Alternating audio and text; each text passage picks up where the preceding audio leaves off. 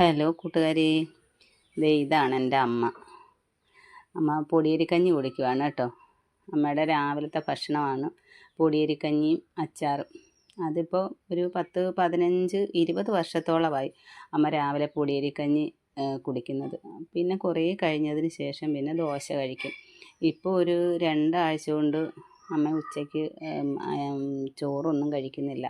ഇപ്പോഴത്തെ അമ്മയുടെ ആഹാരം എന്ന് വെച്ചാൽ പൊടിയരിക്കഞ്ഞിയും ദോശയും മാത്രമാണ്.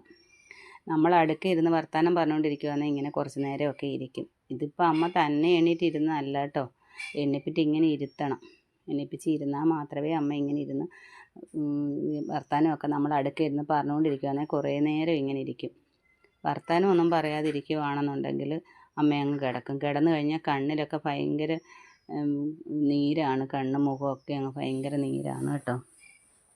പക്ഷേ എന്ത് ചെയ്യാനാ, നിങ്ങളിപ്പോൾ വിചാരിക്കും ഞങ്ങളുടെ അമ്മ ഭയങ്കര മോഡേൺ ആയിരിക്കുമെന്ന്.